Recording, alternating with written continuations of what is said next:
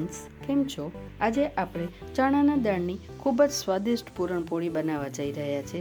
જે ગોળના ઉપયોગથી બનતી હશે એ તો તમે ખાધી હશે, પણ આજે આપણે ખાંડનો ઉપયોગ કરીને આ પૂરણપોળી બનાવવા જઈ રહ્યા છે. તો ચાલો માણીએ. ચણાની દાળની પૂરણપોળી બનાવવા માટે આપણે દાળને 4 થી 5 કલાક પલાળીને હવે તેને કુકરમાં બાફવાની છે.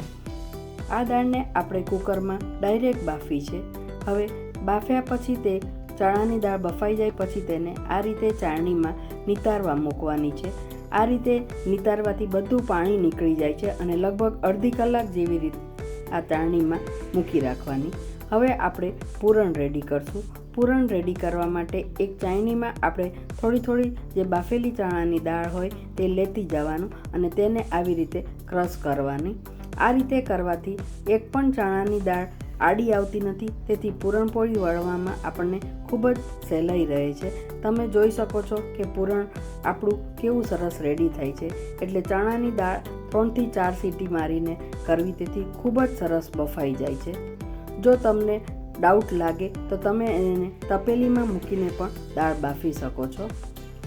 હવે આપણું પૂરણ ક્રશ થઈ ગયું છે, તેમાં આપણે ખાંડ નાખશું. અહીંયા આપણે જો 1 વાટકી ચણાની દાળ લીધી હોય તો તેની સામે 1.5 એટલે કે 1.5 વાટકો જેટલું ખાંડ લેવી. પૂરણપોળીમાં પૂરણ થોડું ગળ્યું હોય તો વધારે સારું લાગશે, બાકી તમે તમારા સ્વાદ અનુસાર પણ લઈ શકો છો. હવે આ ખાંડ મિક્સ થઈ ગઈ છે, આપણે તેને માઇક્રોવેવમાં મૂકશું. અહીંયા તમે ગેસ ઉપર પણ પૂરણ તૈયાર કરી શકો છો, પણ હું આજે માઇક્રોવેવમાં તમને બતાવી રહી છું. 10 મિનિટ પછી આપણે ફરીથી ચેક કરી લઈશું અને પાછું હજી આપણું પૂરણ ઢીલું છે એટલે ફરીથી આપણે મૂકશું. આ પૂરણ આપણે લગભગ 20 થી 25 મિનિટમાં રેડી થઈ ગયું છે, તમે જોઈ શકો છો. અને આપણું પૂરણ થયું છે કે નહીં તે ચેક કરવા માટે આવી રીતે ચમચો ઊભો રાખવો.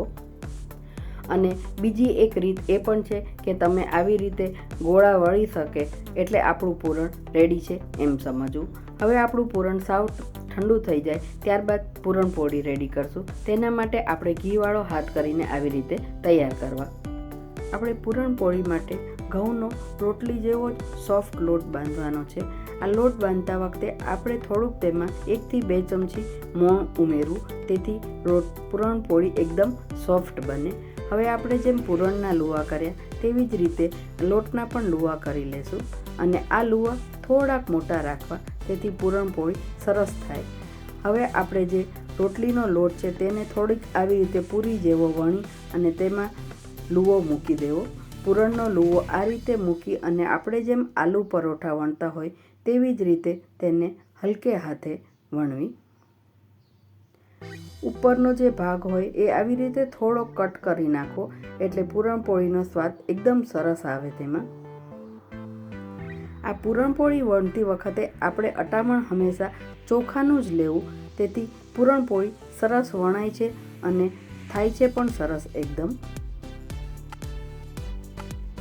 આવી રીતે ચોખાનું અટામણ લઈ અને પૂરણપોળીને થોડીક મોટી કરતા જાવી અને એકદમ હલકે હાથે જ વણવાની.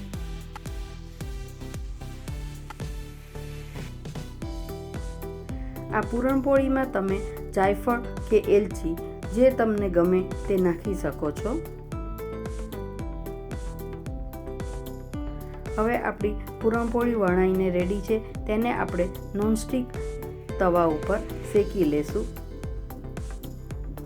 હવે આ એક સાઈડ શેકાઈ જાય એટલે ઉપર થોડાક બબલ્સ થઈ જશે, તેને એકદમ શેકવી નહીં, નહીંતર તે કડક થઈ જશે.